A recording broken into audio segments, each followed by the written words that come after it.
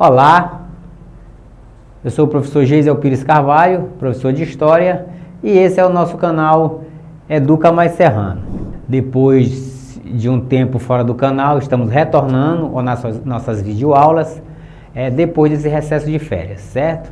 Então não esqueça de deixar o seu like, se inscrever no nosso canal e ativar os sininhos das notificações.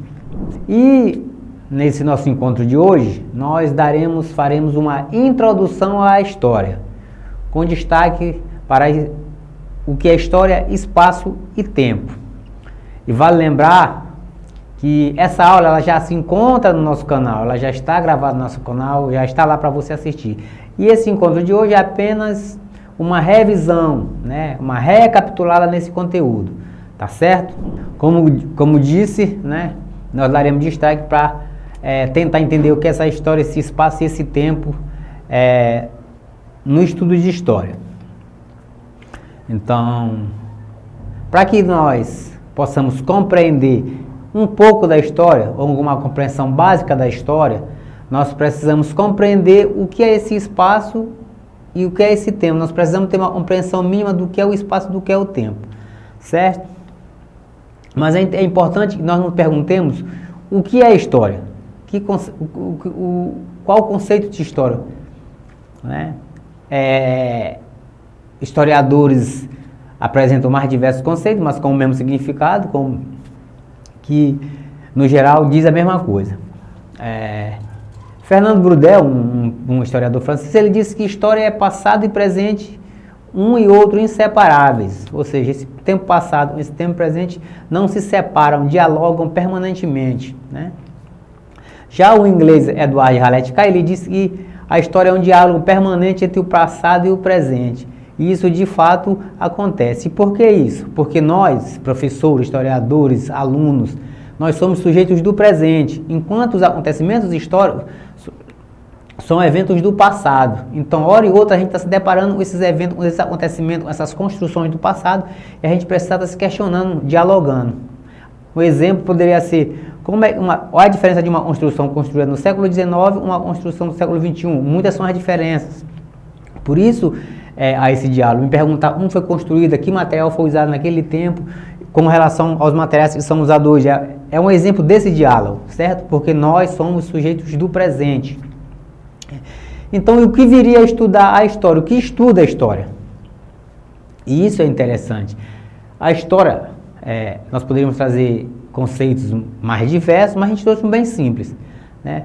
A história é a ciência que estuda as transformações humanas no tempo e no espaço, né? Os acontecimentos históricos, eles não se concebem fora desse tempo e fora do espaço. Eles acontecem no tempo e no espaço, né? Ao modificarmos uma área, uma região, ao atravessar um mar vamos dizer assim, ao atravessar um mar para pescar, a atravessar uma rodovia para chegar em outro lugar, todos esses espaços, eles fazem parte dessas mudanças, dessas transformações que a história se encarrega de estudar, certo? Então vamos a um exemplo bem prático, a cidade de Serrano do Maranhão, onde nós estamos nesse momento. Até 1994, a história de Serrano do Maranhão era um povoado e pertencia a uma cidade vizinha, pertencia à cidade de Cururupu. Então, após 1994, cria-se uma lei de número 6.192, de 10 de novembro de 1994, que vai se criar o município de Serrano do Maranhão.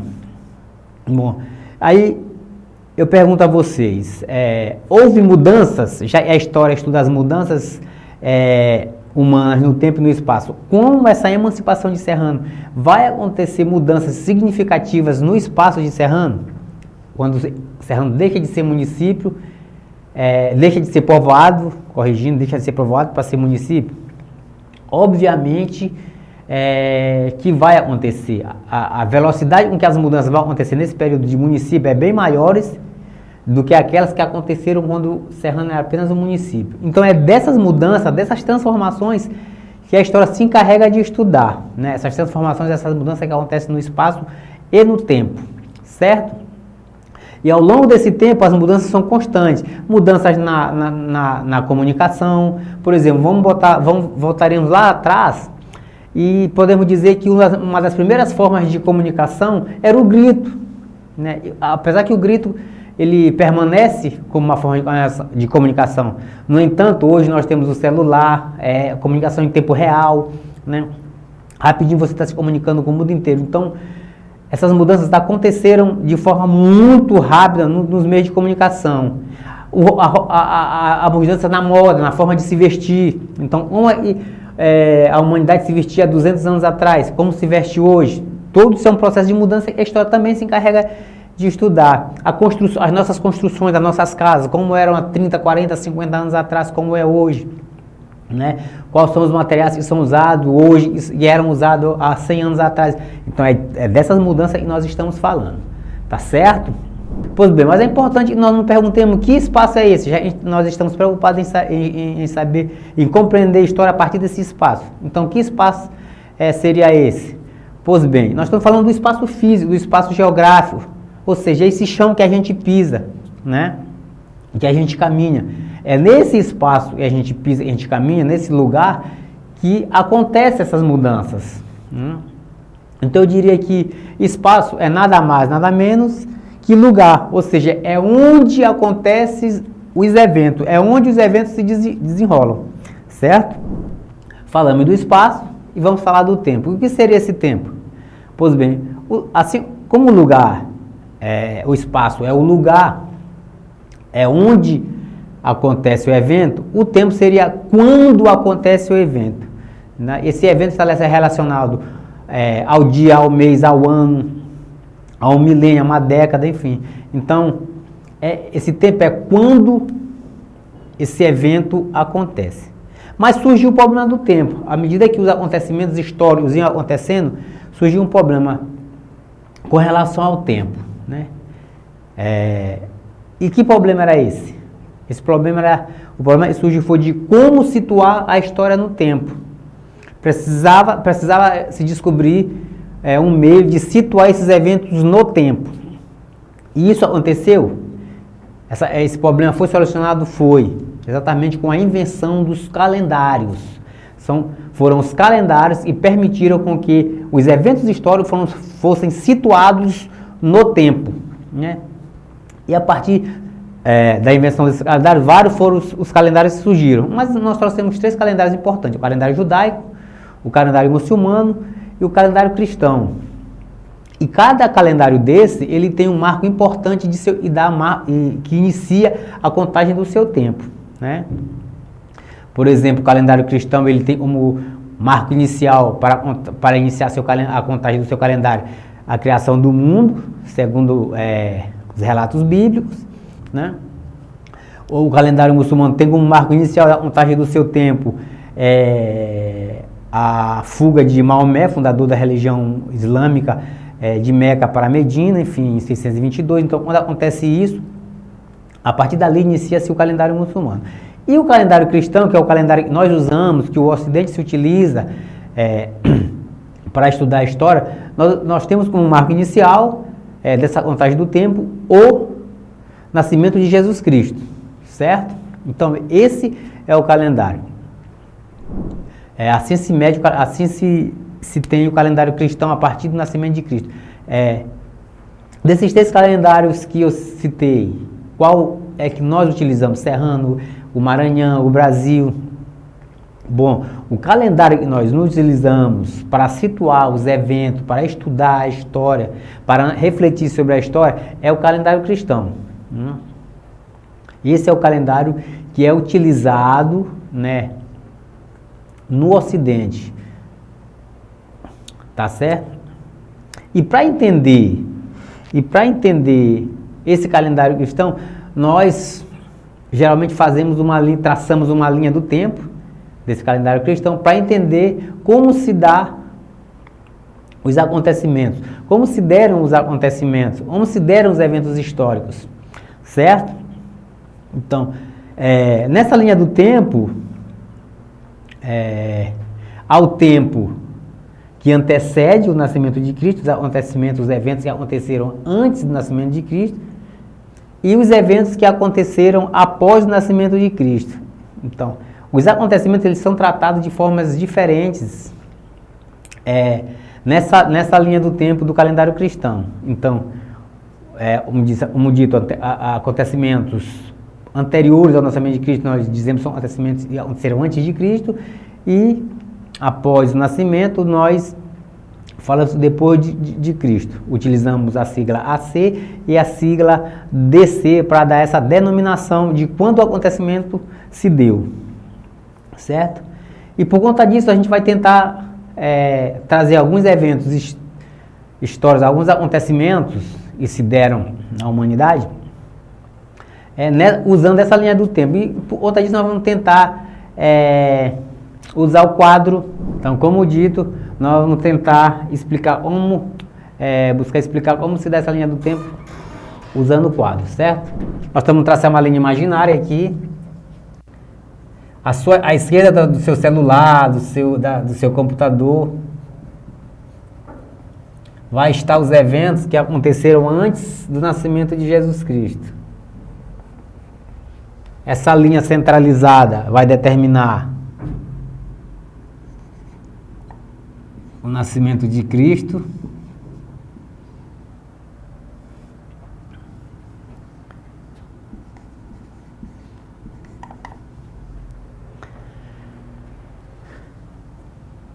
E os eventos à direita do seu celular, da tela do seu celular, do seu notebook, do seu computador, são os eventos que aconteceram posteriormente ao nascimento de Cristo, certo?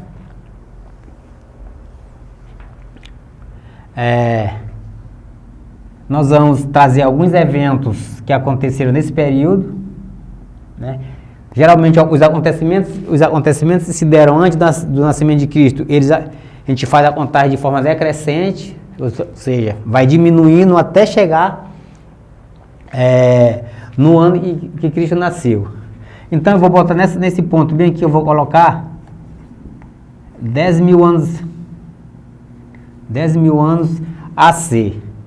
10 mil anos AC é o período que nós conhecemos como período neolítico. Como período neolítico, ou seja, o período da pedra polida, o período em que foi inventado a agricultura, mas é um período que é considerado pré-histórico por conta de os acontecimentos não foram narrativas que se deram por meio da escrita. A história provavelmente dita, ela só vai se dar a partir da escrita, certo? Então, 10 mil anos AC é o período que conhecemos como Neolítico. Outro marco importante aqui, a gente vai botar entre 4.000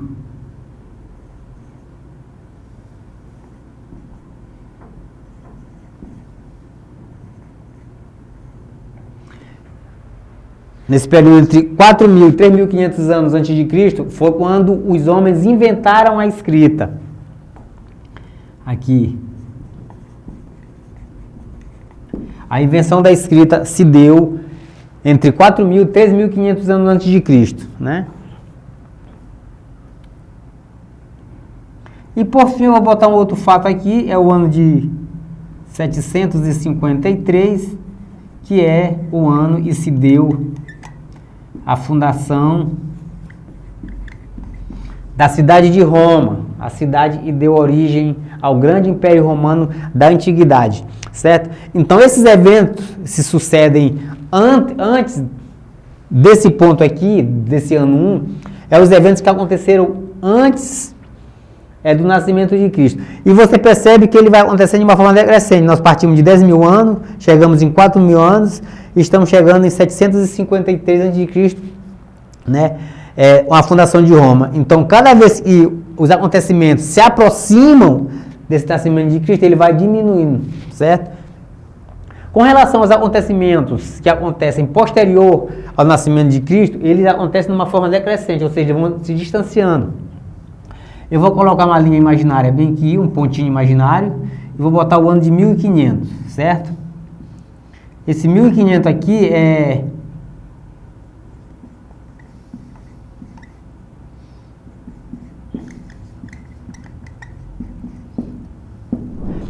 Então, o ano de 1500, e aqui você pode colocar DC, ou, a partir daqui fica a critério se você coloca DC ou não, mas essa parte aqui ela é obrigatória.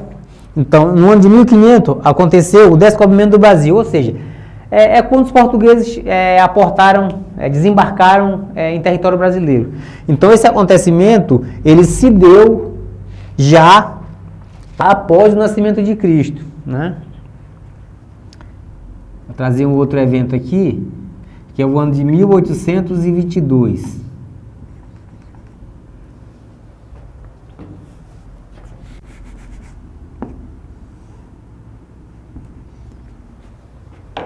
Então, no ano de 1822, aconteceu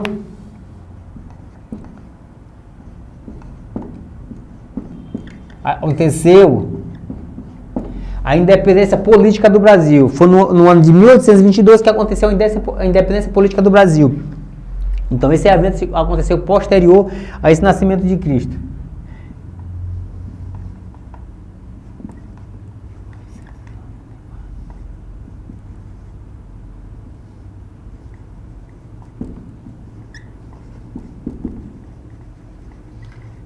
E o ano de 1994, como dito na nossa fala, é o ano que aconteceu a emancipação de Serrano do Maranhão, certo? Evento também que é posterior ao nascimento de Cristo. Então essa é uma linha imaginária para nós entendermos como é que se dá essa linha do tempo no calendário cristão, certo? Eventos que antecede o nascimento de Cristo, aconteceram antes do nascimento de Cristo, como você percebe, ele acontece de forma decrescente, ou seja, ele vem de um evento mais distante para um evento mais perto do nascimento de Cristo, e os eventos que acontecem posterior ao nascimento de Cristo, a gente passa a contar a partir de um acontecimento mais próximo do nascimento de Cristo para um mais distante, certo? Por fim, aqui eu vou botar 2022, fazer uma linha imaginária em 2022.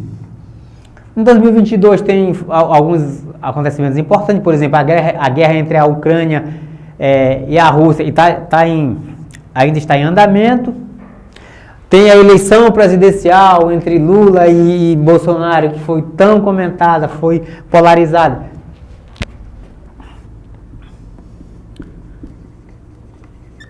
Eleição presidencial. Então, a eleição que aconteceu em 2022 é um evento também que sucede e aconteceu posteriormente a esse nascimento de Cristo. Isso dá e a gente conta a partir desse ano 1, certo? Então, quando você for analisar essa linha do tempo, os acontecimentos, para você não se perder se o acontecimento é antes ou depois de Cristo, é importante que se saiba isso. Você traz essa linha imaginária, como dito, à esquerda da tela do seu celular, do seu computador, vai estar os eventos que aconteceram antes do nascimento de Cristo, e é obrigatório que nós utilizemos a sigla AC, para indicar que é antes de Cristo, e os eventos que acontecem após o nascimento de Cristo, e divide a linha imaginária, quando Cristo nasce, no calendário cristão, a gente chama de ano 1, né? E posteriormente, ao nascimento de Cristo, os eventos se sucedem e acontecem, eles são eventos que nós chamamos de eventos que aconteceram depois de Cristo. Você pode usar a sigla DC ou você pode não utilizar, mas nessa parte, antes do nascimento de Cristo, é obrigatório que você utilize a sigla AC exatamente para identificar que o acontecimento se deu antes, tá certo? Então, a utilização do quadro é exatamente para tentar explicar como se dá essa linha do tempo, tá bom? Certo. Pois bem, então, é dessa forma que a gente localiza os eventos da história no tempo a partir dessa linha que nós acabamos de traçar, essa linha imaginária, né, para saber quando o acontecimento aconteceu, se antes ou depois do nascimento de Cristo. Lembrando que esse calendário é um calendário ocidental.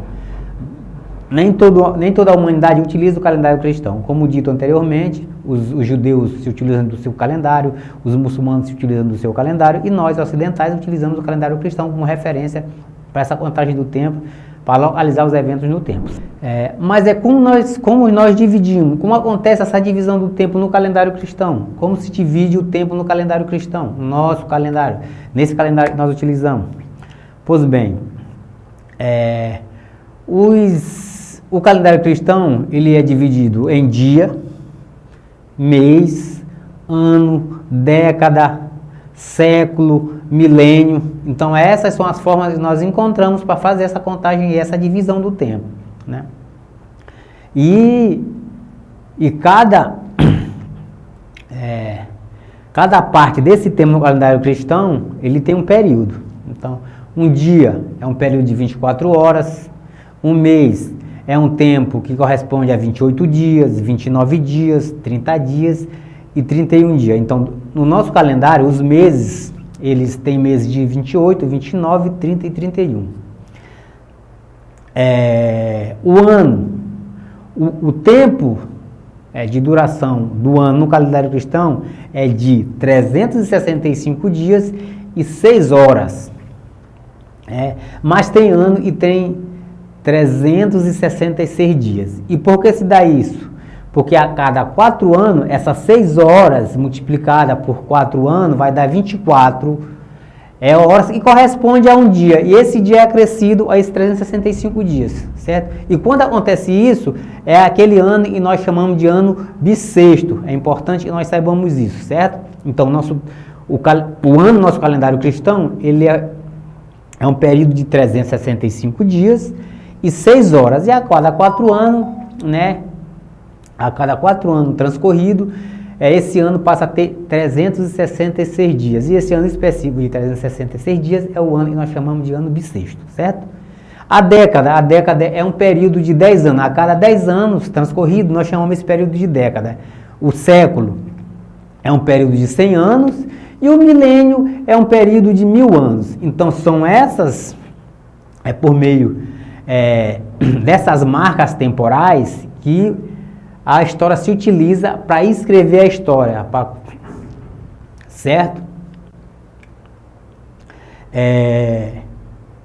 De todas essas medidas que nós falamos, o dia, o mês, o ano, o século, o milênio, a década, enfim, o século é a medida de tempo mais usada pela história, mais usada no estudo da história, né? Os eventos acontecem no dia, eles acontecem no mês, ele acontece pela manhã, ele acontece pela tarde, certo? Ele acontece em determinado ano, mas o historiador, ele se atenta para a importância do século. Geralmente, nós localizamos o evento no século que o evento se deu, certo? E como é que se calcula esse século? Como é que nós calculamos esse século para saber em que século determinado evento aconteceu? E é importante saber isso porque muitas vezes nossos alunos, eles confundem, eles costumam se confundir com relação a um determinado evento que aconteceu em determinado século, né? E isso é grave porque isso pode acarretar num erro, numa prova, né? Numa prova pré-vestibular, não é nem na prova de concurso em si. Então é importante que se saiba calcular esse século, saber em que determinado século aconteceu determinado evento, né?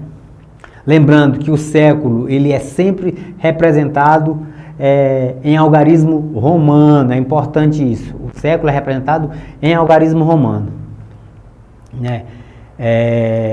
Século XV, século XX, século XIX, século XXI são representados em algarismo romano, certo? Então, mais uma vez, a gente vai dar uma demonstração no quadro para saber como se calcula esse século, para que a partir de então nós não podemos mais cometer esses equívocos, esses erros, tá certo? É muito simples, né? Esse cálculo é muito simplesinho, é só para se ter essa certeza de que a partir de agora nós ficaremos fera quando se tratar de localizar o evento no tempo, principalmente se tratando do século.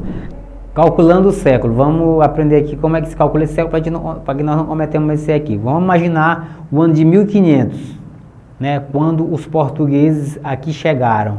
Né, onde os portugueses chegaram no Brasil. É o evento que nós conhecemos, um descobrimento do Brasil. No nosso livro de história é conhecido o descobrimento do Brasil. Então, em 1500 aconteceu a chegada dos portugueses em terra brasileira, certo? 1500.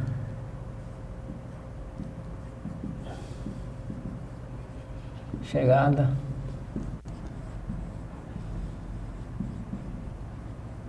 dos portugueses no Brasil, certo? É onde se fala em descobrimento do Brasil. Então, todas as vezes que o século a terminação do século for em zero, o que nós fazemos? Nós eliminamos o zero, vamos eliminar aqui, ó, o zero. Uma vez eliminado o zero, sobrou o número 15. Então, esse número representa o século em que o fato aconteceu, em que o evento aconteceu. E isso quando termina em zero, certo? Então, esse século é o século 15. Isso aqui está em algarismo romano. Não esqueça disso, certo? Em algarismo romano. Agora, imaginemos um evento que aconteceu em que a terminação do seu século não é em zero. Como é que se dá isso? Então, imaginemos, vamos trazer aqui o ano de 1822. Esse evento de 1822 corresponde à independência do Brasil, à emancipação política do Brasil, a independência política do Brasil. Isso aconteceu no ano de 1822, certo? Independência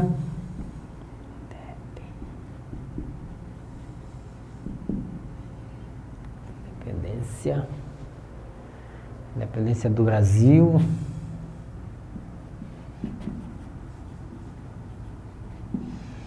Então, no ano de 1822, aconteceu a independência política do Brasil.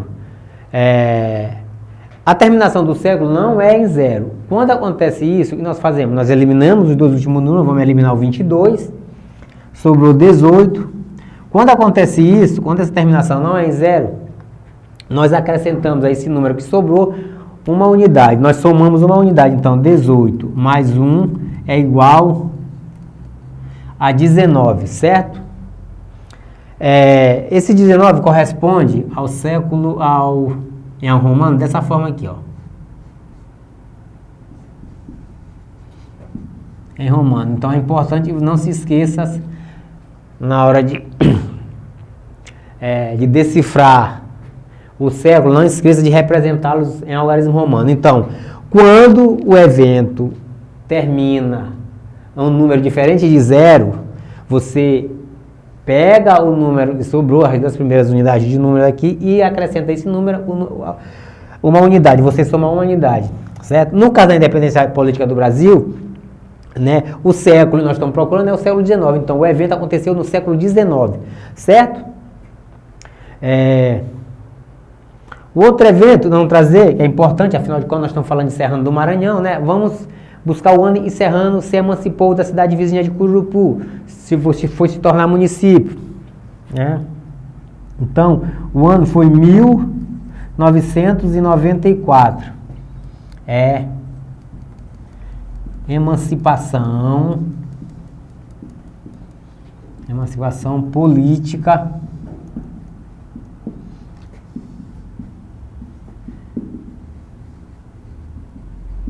de Serrano, certo?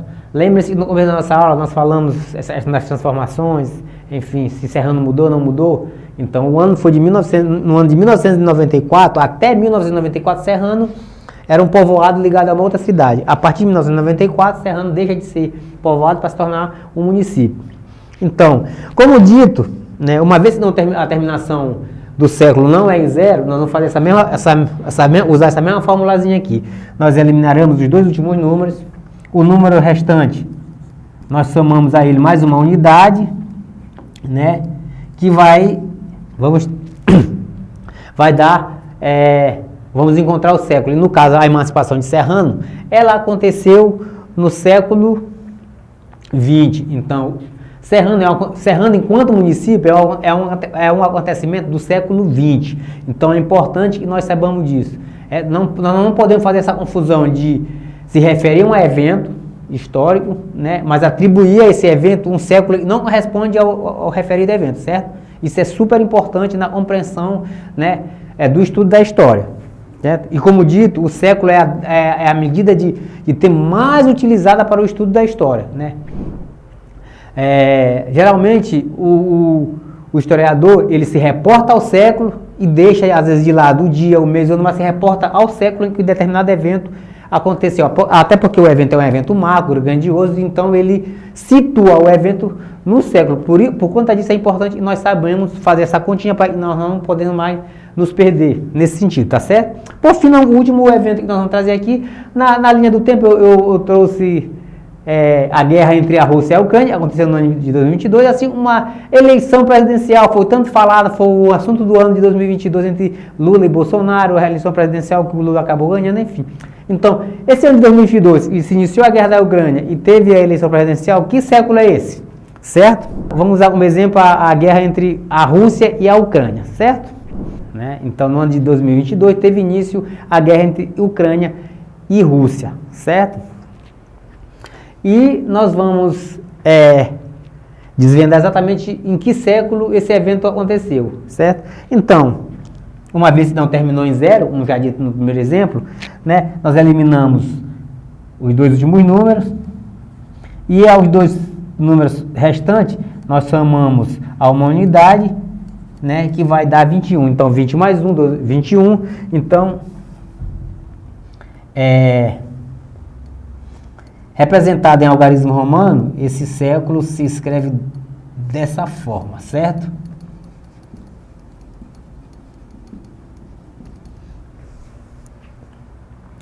O século aqui, a emancipação de Serrano aconteceu no século XX, representado dessa forma em romano. Acabei esquecendo aqui, certo? Então, gente, a ideia de trazer esse rascunho aqui no quadro é para vocês entenderem como se dá essa localização do evento no tempo, a partir dessa continha simples que nós fazemos, certo? Então, todas as vezes que um evento acontecer e a sua terminação, esse evento se der e a terminação do número for zero, você elimina os dois zeros e o número que sobra se refere ao século referido, certo? Ao século em que se deu o evento. Fora disso, fora dessa regra do zero, você acrescenta sempre aos dois primeiros números, você elimina os dois últimos números e soma a esses dois primeiros números restantes uma unidade, né? E o resultado dessa sominha é o século em que se deu o evento, certo? Então, espero que a partir dessa demonstração aqui, nós não podemos mais cometer o erro de localizar um evento histórico no século errado, tá certo? Pois bem, depois de 12 meses aí em casa, de recesso, de final de ano, de férias, enfim, nós voltamos, né? E esse era o nosso encontro de hoje. Vai lá nos comentários, né? E manifeste a sua opinião, se conseguiu tirar alguma dúvida, porque o objetivo da aula de hoje, nessa pequena revisão, era exatamente tirar as dúvidas, eventuais dúvidas que os nossos alunos na nossa rede municipal possam ter tido ao longo do ano que terminou, o ano passado, tá certo? Então esse era o nosso encontro de hoje, muito obrigado, mas não esqueça de deixar o seu like, se inscrever no nosso canal e ativar o sininho das notificações, certo? Muito obrigado e até o nosso próximo encontro.